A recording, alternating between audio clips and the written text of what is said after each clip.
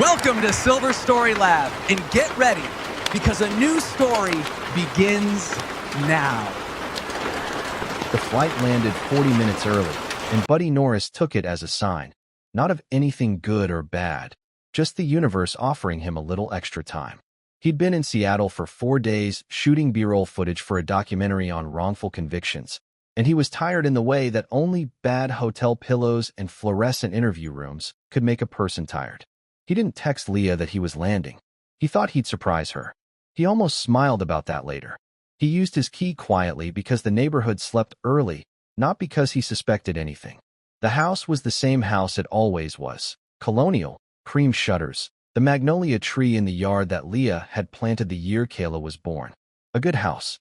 A life that looked like everything was in order. The kitchen light was on. He set his bag down in the hall and walked toward it. The counter was clean except for 2 things. The coffee maker, still warm, and a mug sitting to the left of the sink. Ceramic. Blue. Not one of theirs. He picked it up. Still warm. Not hot. The kind of warm that meant someone had set it down and left the room maybe 10 minutes ago. He turned the mug in his hands. He read the small logo on the side. A hotel in downtown Portland. Not a hotel he'd ever stayed at. He set it back down carefully. That was when he heard the small feet on the stairs. Kayla appeared in the kitchen doorway in her pink pajamas, hair sleep-tangled, one sock on and one off. She was 5, and she'd been a daddy's girl from the moment she could make preferences known. She usually ran at him, arms up, like he was the best thing she'd seen in weeks. She didn't run. She stopped in the doorway and stared at him with an expression he'd never seen on a 5-year-old's face before. It wasn't fear exactly. It was something closer to the look adults get when they know something is about to happen and they can't stop it. Her eyes met his, held for one long second, and then drifted, slowly, involuntarily, the way a compass needle finds north, upward, toward the ceiling, toward the floor above them. Buddy set down his keys without a sound. He crossed the kitchen. He crouched in front of Kayla and kissed her forehead and said, very quietly, "Go back to bed, bug." She went. She didn't ask questions.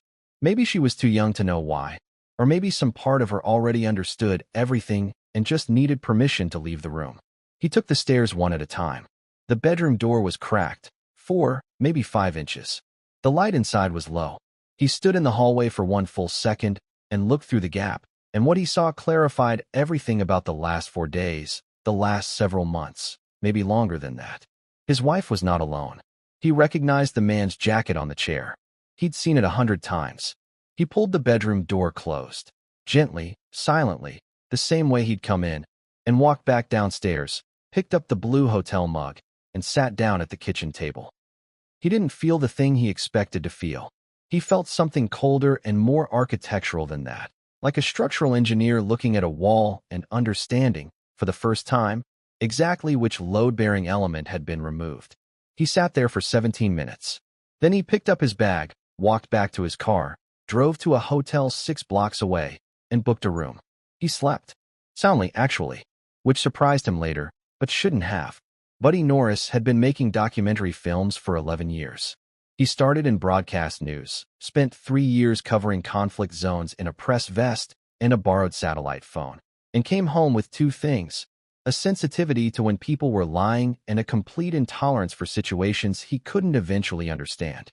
He built Norris/Frame Productions from a secondhand camera and a $2,000 laptop. By the time he was 37, the company had produced 4 critically recognized documentaries, 1 Emmy nomination, and a development deal with a streaming platform that had more subscribers than the population of Canada. He was not a man anyone would describe as easy to fool. And yet, he'd met Leah Holland at a friend's birthday dinner 9 years ago. She was a landscape architect, precise, organized, lovely in a way that didn't announce itself immediately, which he'd found appealing. They married after 2 years. Kayla came at year 4. The life they built was real, as far as Buddy could determine. He hadn't been looking for fault lines. The man in the bedroom was Gerald Dillon, Buddy's oldest friend. They'd met freshman year of college. Gerald had been at their wedding. Best man. Actually, the toast still legendary for being funny and heartfelt simultaneously. Gerald was now a commercial real estate developer with offices in Portland and Denver, divorced once, charming in a way that required constant maintenance. Gerald was the one who'd introduced Buddy to Leah. That detail, Buddy realized, sitting in his hotel room at 2 in the morning, was not a coincidence. It was architecture. He just hadn't read the blueprints. He called Carrie Chung from the hotel the next morning.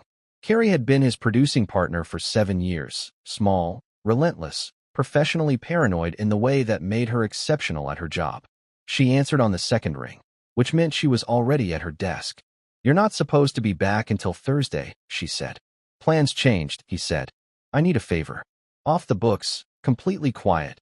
No questions for the next 48 hours. "Those are usually my favorite 48 hours, she said. "What do you need?" He told her. Carrie had contacts in private investigation through a documentary they'd made 3 years earlier on domestic surveillance technology. She made 2 calls and had a name by noon.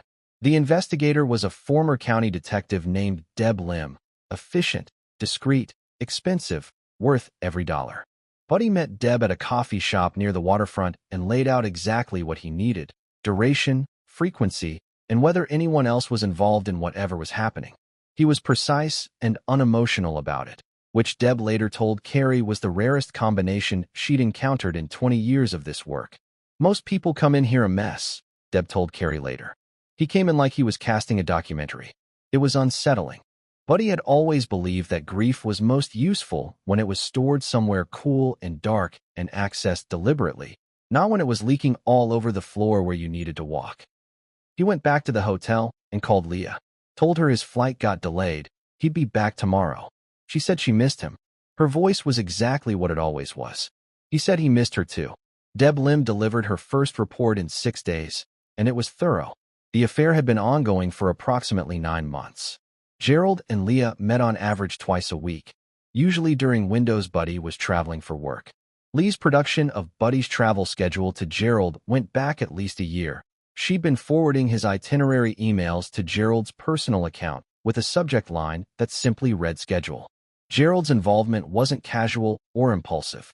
He showed up with reservations, with the blue ceramic hotel mug, with a whole secondary domesticity that he apparently maintained in the margins of Buddy's life. But Deb was thorough in a specific way. She didn't just document the affair. She followed the threads. She found the attorney meetings. Leah had met twice in the past 3 months with a divorce attorney named Joel Dominguez, known in Portland family law circles for aggressive asset partition strategies. Gerald had attended one of those meetings, not as Lee's support person, but as a participant, present while Dominguez outlined the best approach for claiming a share of Norris/Frame Productions. The company was technically classified as a marital asset given that it had grown during the marriage, despite the fact that Buddy had built the entire infrastructure and intellectual catalog before they'd even met. They were planning to time it. Wait until after the streaming deal closed, when the company valuation would be at its peak, then file. Buddy read Deb's report in his hotel room. He read it twice the way he always read things twice. Once for content, once for what it meant. Then he called Max Pacheco. Max was a family and business attorney in Portland, methodical and unsentimental, who Buddy had used twice on production contracts. He met Buddy in his office that evening and listened to everything without interrupting. When Buddy finished, Max leaned back and said, "They timed this around the streaming deal." "Yes. And you've had no formal business structure protecting the premarital components of the company." "Not adequately." Max was quiet for a moment. "The good news is we have time. The deal hasn't closed. If we restructure now, reclassify the original IP and catalog under a separate holding entity, we significantly reduce what's eligible for partition." "How much time do we need?" 6 weeks, done properly." Buddy nodded.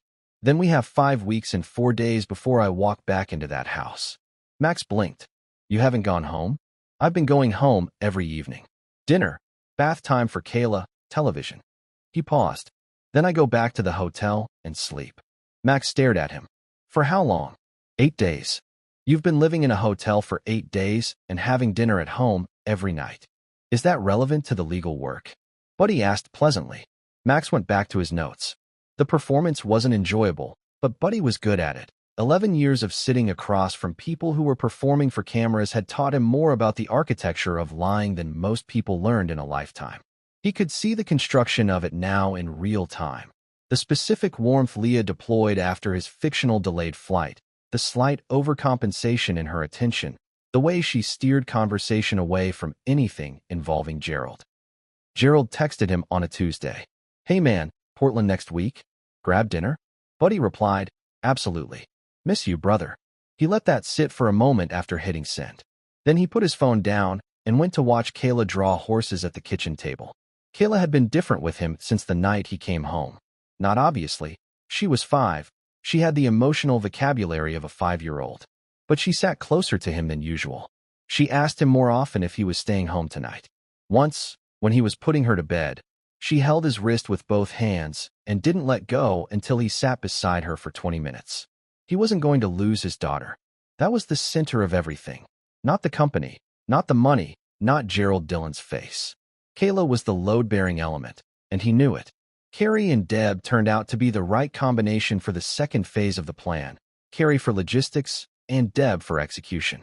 The element they identified was Isabel Elliott. Gerald had been quietly seeing Isabel, a landscape consultant, ironically, for 2 months, apparently convinced he could manage 2 parallel situations simultaneously. Isabel did not know about Leah.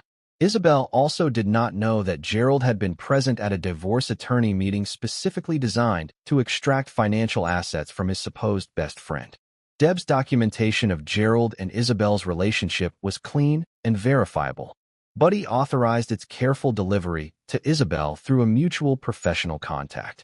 No drama, no unsigned envelopes. Just a meeting arranged through professional courtesy that placed the evidence in Isabel's hands and let her make her own decisions. The second element involved Gerald's business. Deb had found, during her investigation, that Gerald had used proprietary market research developed by his former business partner, Edgar Pugh, to secure a commercial development contract in Denver without attribution or compensation. Edgar had suspected this for 2 years but hadn't had the documentation. He had it now. Buddy had a friend in documentary distribution. Edgar had a friend in real estate litigation. Introductions were made. Max, meanwhile, had successfully restructured Norris/Frame Productions into 2 entities, the original production catalog and IP sitting in a holding company that predated the marriage by legal reclassification, and the current development operations in a separate LLC. The streaming deal closed quietly on a Wednesday morning. The restructuring was already done. Buddy drove home from Max's office that evening and made pasta for Kayla. Leah asked about the deal. He said it went well. She smiled with a particular warmth that he now recognized as relief. Relief that the timing was right, that the valuation was locked, that the plan could proceed. He told her he loved her dinner conversation, which was the kind of thing you say when you know exactly what's coming. Leah filed for divorce on a Tuesday. She timed it, 2 weeks after the streaming deal closed, just as she and Joel Dominguez had planned.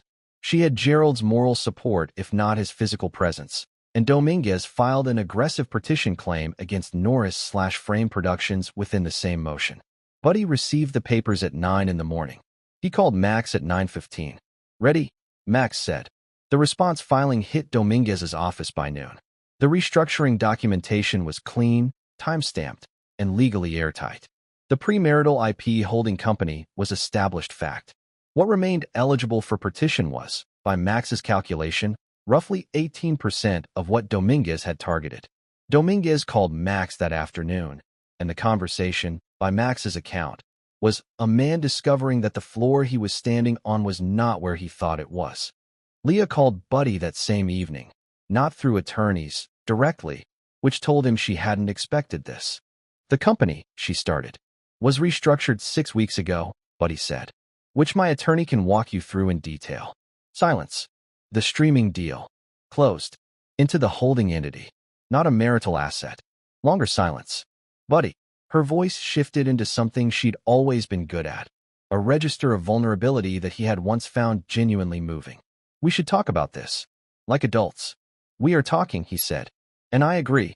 Let's talk like adults. Let's also talk about the divorce attorney meetings that began 3 months ago. The ones Gerald attended." A pause. "Give Gerald my best." He hung up. Gerald called that evening. Buddy let it ring.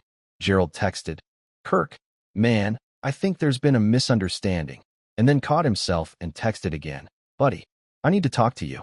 Buddy didn't reply. He was at Carrie's editing suite, finalizing the cut on the Wrongful Convictions documentary, which had turned out to be one of the best things he'd ever made. He watched the rough cut on a monitor at 10 o'clock at night with a coffee and a clean conscience, and when Carrie asked if he was all right, he said he was better than he'd been in 9 months. Which is roughly how long this has been going on, Carrie said. Roughly. And you really didn't know? He thought about it honestly. I didn't want to look, he said. There's a difference. I've made a career out of looking at hard things. I gave myself a pass at home. He took a sip of coffee. I won't do that again. Isabel Elliott contacted Deb Lim 2 days after receiving the information about Gerald. She was calm, Deb reported, the kind of calm that comes from not being entirely surprised. She'd had questions she hadn't asked. She asked them now. She filed to end her own involvement with Gerald within the week, and she called Edgar Pugh's attorney herself because she'd known about the research issue and hadn't known what to do with the knowledge. Gerald's Denver contract came under legal scrutiny on a Friday morning. The same Friday morning, he was scheduled to meet with Leah to discuss their next steps. Neither conversation went the way he'd planned. The custody filing was the part that mattered most. Buddy had documented, carefully and over weeks, the number of evenings Kayla had been alone with a sitter while Leah had meetings, the pattern of nights that corresponded precisely with Deb's record of Leah and Gerald's meetings. The documentation wasn't cruel. It was factual. A child, 5 years old, frequently placed with babysitters during evenings that were scheduled around an adult relationship Leah had determined was worth protecting. Kayla, in her own 5-year-old way, had already voted. She'd voted the night Buddy came home early, with her silence and her upward gaze. She'd voted every evening she held his wrist at bedtime. The custody arrangement Dominguez proposed, aggressively, was 50-50 at best for Buddy. Max responded with the documentation and proposed primary physical custody with Buddy. The guardian ad litem assigned to the case met with both parents, reviewed the evidence, spoke with Kayla's preschool teachers, who had noted, in school records, increased anxiety in Kayla over the past 8 months, and submitted her recommendation. Primary custody, Buddy Norris. He was sitting in Max's office when Max told him. He nodded. He didn't say anything for a moment. You okay? Max asked. Yeah, Buddy said. He cleared his throat. Yeah. He called Carrie on the way to his car. She already knew from his voice before he said a word, and she said something warm and brief that he appreciated, and he sat in the driver's seat for a few minutes before starting the engine. Gerald Dillon's Denver contract was nullified following Edgar Pugh's litigation, the settlement terms of which were not public, but which Carrie, through a contact, described as significant and humbling. Gerald's Portland projects dried up through the natural process of professional reputation, which travels quickly in small industries. He was not ruined in any dramatic sense. Men like Gerald rarely were. But he was diminished, and the diminishment was proportional to what he'd done, which was the closest thing to justice that most situations could realistically produce. Leah received her settlement, the 18% of the eligible marital assets, which was less than she'd expected by a distance that her attorney described as a significant miscalculation on our part. She relocated to an apartment across town. But he didn't track what happened after that. He wasn't interested. The documentary, the Wrongful Convictions film, premiered at a festival in April and got a standing ovation for reasons that Buddy found somewhat ironic given the year he'd had. Carrie accepted the early congratulations while Buddy stood at the back of the theater and watched the audience and felt something settle in him, like concrete finding its level. Kayla adapted to the new configuration with the resilience that 5-year-olds have when the one constant in their world remains constant. She still held his wrist at bedtime. She still asked if he was staying home tonight. He always said yes. The magnolia tree stayed in the front yard. But he kept the house. He'd considered selling it, then decided that Kayla had planted a butterfly the size of a thumbprint in the dirt beside that tree last spring and was monitoring its growth with scientific seriousness, and he wasn't going to disrupt an experiment in progress. He had a documentary to finish. He had a daughter to raise. He had a company, his company, which it had always been. That was now structured so that no one could ever approach it from the wrong angle and take something from the inside. He made coffee on a Saturday morning while Kayla sat at the kitchen table drawing horses, the same way she'd been doing for months. She looked up and asked him something she'd been working up to for a while. He could tell. Kids always telegraph the big questions in the set of their shoulders. Daddy, she said, are you happy? He thought about it. He gave her the same respect he gave every real question. Getting there, Bug, he said. Getting there. She seemed satisfied with that. She went back to her horses. He took his coffee to the front porch, sat down in the morning quiet, and looked at the magnolia tree. There was a lot of work left to do. He was looking forward to it.